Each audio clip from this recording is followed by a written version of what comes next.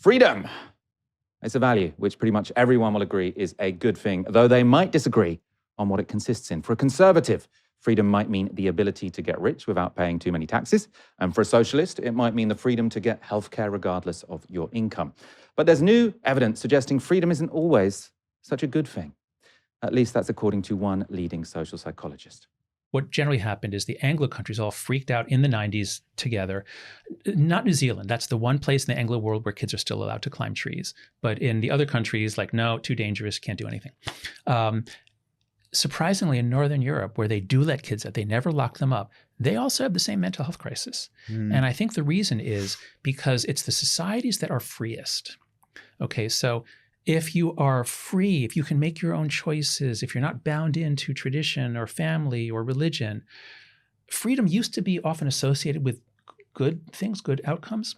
But what we see in the data, when you break up the lines by religiosity or by politics, what we see is a much sharper increase for kids from non-religious homes than compared to religious homes, and a bigger increase for kids who are on the left compared to the right. Now, in my book, The Righteous Mind, I show that part of the difference is that conservatives have a more binding sort of lock-in, duty, honor, see your grandmother, pray. I mean, they're just much more constraining. And there are good things and bad things about that. But when the tsunami hit, when social media came to wash kids away, the kids who were locked in tight communities were somewhat protected. Whereas the kids who were freest, and the Anglo and Scandinavians are the freest societies of the major societies in the world, they're the ones who suffered the worst damage. That was Jonathan Haidt, a very influential social psychologist, speaking to the New Statesman. He's most famous for arguing that social media and smartphones are making young people miserable. But there was also discussing why kids in some countries seem to be made more miserable by social media and smartphones than others.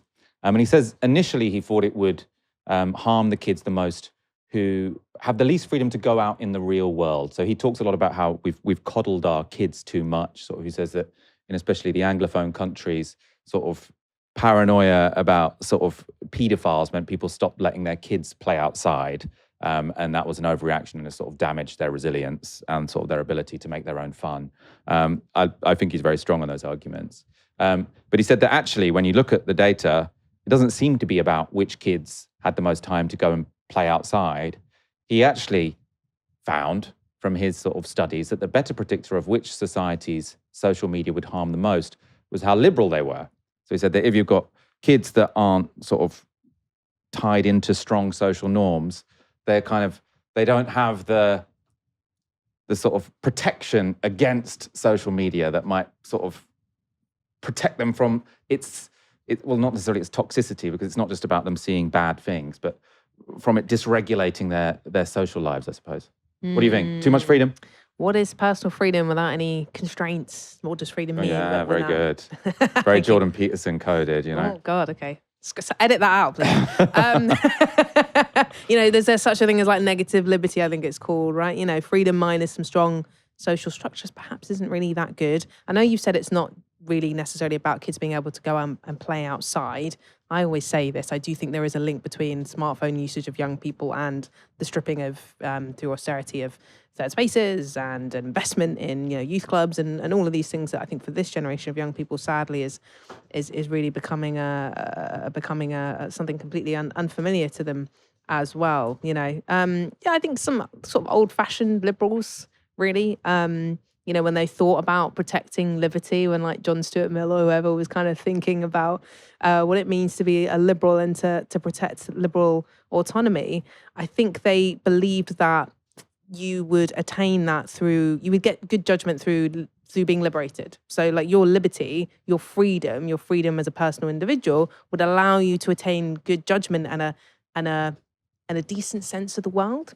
And that doesn't seem to maybe hold in the environment that we're in. Maybe it never did, but it doesn't seem to be holding in the environment that we're in now. Young people are facing an online environment where they're being pressured to conform, where they're being exposed to a lot of kind of warped online norms and the fragmentation of other third spaces, other places to congregate in real life. I think even maybe families are just having less conversation, because we're all sat there on our tech. At their phones. Yeah, so there's less of that just kind of in the moment kind of norms forming. And so in some respects, whilst I'm not a big proponent of the idea smartphones are the root of all evil, I think I'm like less hard on smartphones than you are. Like you love to talk about smartphones and how terrible they are. I do think that there perhaps is something to this argument. All right, as you've sort of suggested there, we've had this discussion in a way before about are smartphones the root of all evil. So to move this conversation on, I want to talk about a potential kind of dramatic proposal that I like this week, and I want to get your thoughts on it. So it was in an article in Unheard. Now it's by a guy called Michael Cuenco. He's talking about how smartphones have created a society without social third spaces. A third space is somewhere that's neither the home or the workplace, so a bar, a restaurant, chess club, park, whatever you can think of.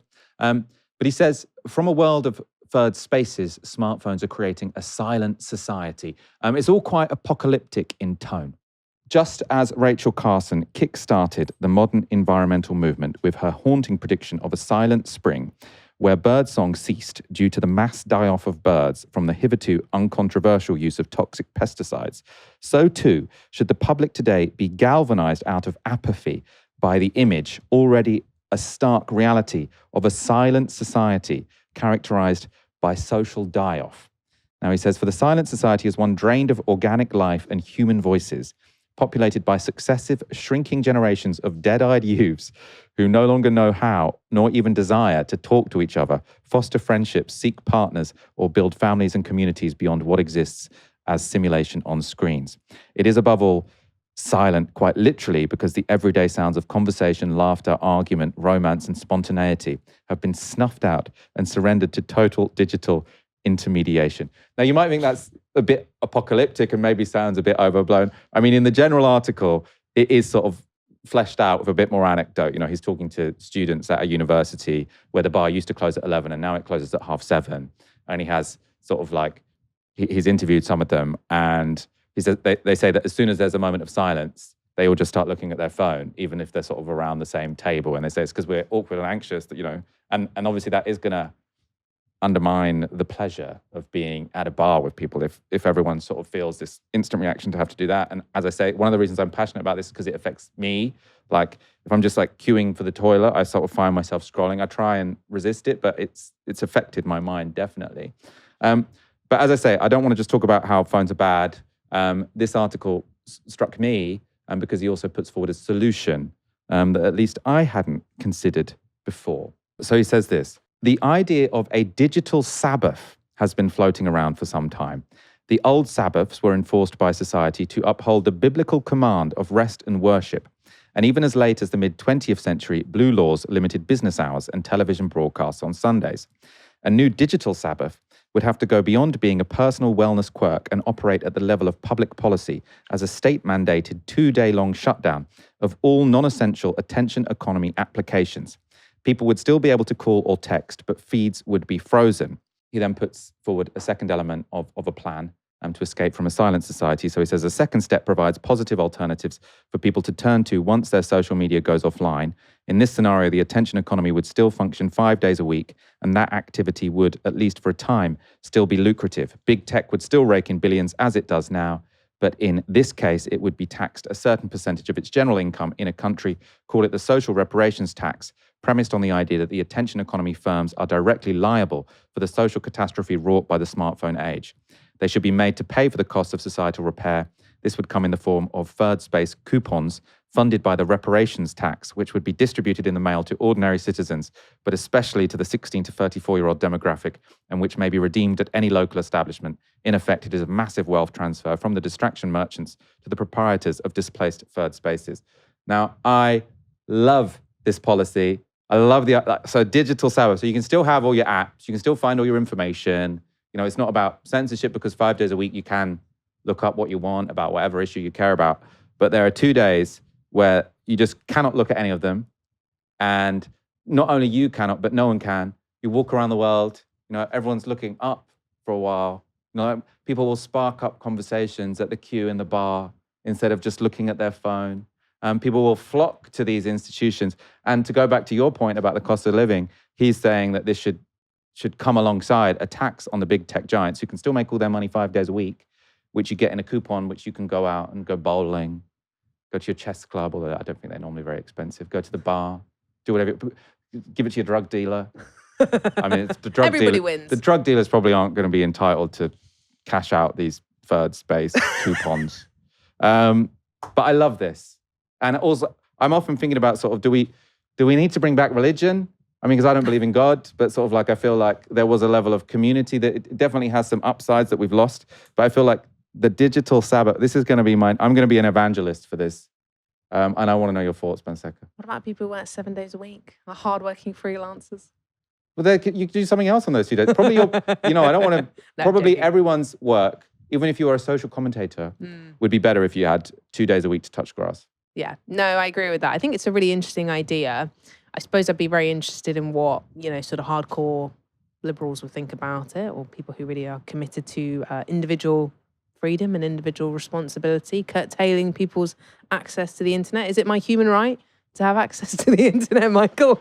Was it your human right to take heroin on a street corner? Yeah. I mean, we restrict people's liberty all the time. Yeah. Right. So this would just be, and again, it's like there are people like Tom Harwood, who's like always from GB News, kind of libertarian. He's actually much more interesting than lots of people at GB News, but like a libertarian. He's always banging on about how we don't have extended hours on a Sunday at the supermarket, and so that means that you can't go shopping on a Sunday night. And it's like, who cares? Like, if you go to France, everything shuts at a particular time. Guess what? They're more productive and happy. Like, because, yes, actually, it is good to have some constraints in society, especially if what they are geared towards is not, I think there's always a bigger worry, if any, because I'm talking about social, obviously, the history of social constraints and sort of like religion as a way to bring about sort of societal coherence has a really horrible history in many ways. Like, I'm a gay guy. I'm glad we don't live in a theocratic state. But if you can find ones that don't affect people, in a way which is too disparate, so this would affect everyone pretty much equally. When people talk about the social media ban for under 18s, the argument I take most seriously is that sort of for queer children, social media can be a lifeline. There is no queer person that needs to use social media 7 days a week instead of 5. Right. So this to me, so much upside, so little downside.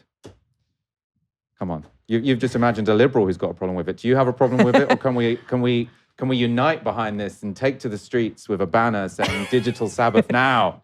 Demand digital Sabbath now. No, I like the idea. And I also love the idea of coupons. I don't know what it is, but any sort of social intervention that involves coupons for things, I'm like, that's fun. That's great. I think it makes it more accessible. And of course, my main gripe always with getting people offline is, well, what else? There has to be something else provided, right? We can't just send people into the kind of apocalyptic abyss of, nothing in real life. Of a walk in the park? Well, you can do that every day.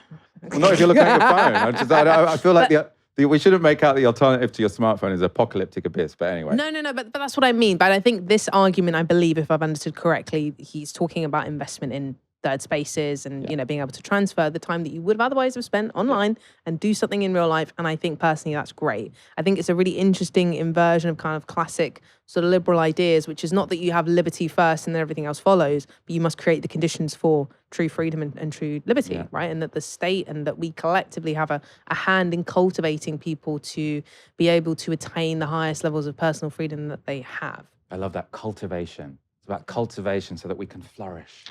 Self-realization. This is bringing me back to my degree. In our political theory papers, what is freedom? Is it freedom to, freedom from? Self-flourishing. The ability to be your true self. Love all of this. Anyway, obviously, enforcing a digital Sabbath would require a government confident that they can take bold action, a government willing to show that they are the boss within their own borders, not some American tech firm. But I'm practicing my speech for the first demonstration for the digital Sabbath, if you can tell. However, this government doesn't seem quite up to the job. So news this week has redoubled my doubts as to whether that's how the current government see the world. So this is a tweet from Lisa Nandy, who's literally the culture secretary, the most powerful person when it comes to how we regulate media in the country. She says, I've decided to leave this platform. So she's on X, Elon Musk's X, and my department will too. A platform originally designed for free speech and expression now favors abuse and misinformation over meaningful debate. It isn't healthy for our democracy or our communities, and I don't want to support it. Now, obviously, many people have done a tweet like this about leaving X, and you can sort of say, is it better to be there and fight, or is it better to go away? Because I think, or is it better to go to the echo chamber that is blue sky or whatever like that? I think there are legitimate arguments to have. But the legitimate arguments are when the person who's decided to boycott X is not the literal person who, like, I don't have the power to, I can decide whether to leave X, but I don't have the power to regulate it. Lisa Nandy, literally, it is her job to regulate this thing, right? So if she thinks this is this disastrous place full of misinformation and harassment, like, maybe do something about it. It's like, it is just this, I suppose, expression of complete defeat and impotence that you can say, look here, Elon Musk, my department's going to leave your platform. And like, is anyone on X to read Lisa Nandy's tweets? Like, no, like, I don't have anything against Lisa Nandy. Like, I'm sure her tweets are really interesting. I don't know.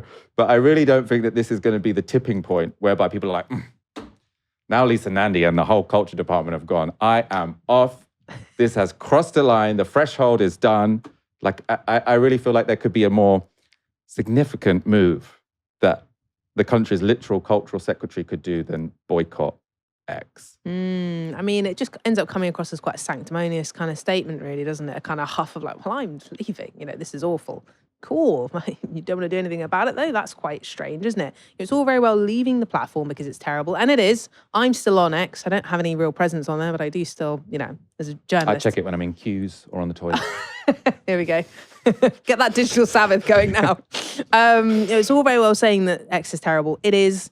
Banning young people from social media under 16s because you've recognised that it's bad potentially for them. It's bad for democracy, yes, but the landscape is now really polluted. So it's quite strange to just say, well, the rest of you, adults who are on here and people who've not of their own individual volition decided to leave, you can just kind of cope with this pollution of our democracy. You can just cope as is. I mean, it's entirely strange, to be honest with you. I mean, the government has recently released a green paper recognising a lot of these issues, actually. So the government knows internally, I think, that it needs to do a better job around regulation of social media. I'm quite interested in Andy Burnham's perspective on this. He's not talked specifically about X or social media, but he seems to have less time potentially for US tech, potentially as well. There was that story about him apparently being prepared to shunt Palantir off from the NHS, for example, wanting to talk about British-owned data centres, for example, as well. So it's kind of sovereignty angle there. No detail, of course, on any of this, but it's certainly a different tone to Keir Starmer in the way in which I think he was quite in hoc, really, with a lot of these firms, and evidently some of his ministers as well haven't really done much either. We need a better regulated social media space. I love the idea of taxing them more and diverting some of those funds into other spaces. It'd be great if some of those funds were diverted into public interest media and public interest news. I would say that, of course. But I think that would be a good thing to do, to kind of buoy up other parts of the media as we tax the more toxic aspects of media as well. But ultimately, with these platforms, with the likes of Elon Musk, X, we need them to pay for their mess. They are messing up society. They're messing up our democracy. We need them to pay for it, and commit essentially, ironclad to not being a threat to our democracy. That's what needs to happen. But simply just saying in a sanctimonious way, well, I'm leaving X, this place is awful, when you've literally got the power to do something about it, totally tone deaf. The other thing that was a bit like sad about it was like the next tweet is follow me on Facebook and Instagram. So it's like you go from one US tech, one unaccountable US tech giant, which is like giving everyone a dopamine rush with the scroll function, and go to the other one. Because again, the thing I always want to repeat, right? Obviously, that there is this idea that sort of the problem with X is that Elon Musk has allowed abuse and misinformation, and that is a problem. Like, I think it's, especially, I don't want to say it's not a problem, especially as like I'm a white guy that doesn't tweet that much, so like I don't get much abuse on there. And I think if you're a brown woman who tweets more, you'll probably get a lot more abuse, or various identity categories or whatever. So I don't want to underplay that, but I do worry when the debate is just about abuse, because just as big a problem is just the scroll function, scrolling. That's what's melting everyone's brains. And also that it's a space where we've had in real life abuse be able to kind of translate, right? The organising of pogroms every summer. You know, X has been a part of that, for example, and literally the owner himself, you know, involved in spreading that misinformation, and then cultivates actually a very material harm to people in real life. It's not just reading horrible tweets about yourself, which is horrible anyway. It's literally people's homes then being set on fire, you know, people being chased down the street, attacked because they're perceived to be a migrant, they're black or brown, whatever it is. Yeah, can you think of sort of any other occasion where like a government minister has been like, this platform organized a pogrom, and therefore I'm going to use a different platform?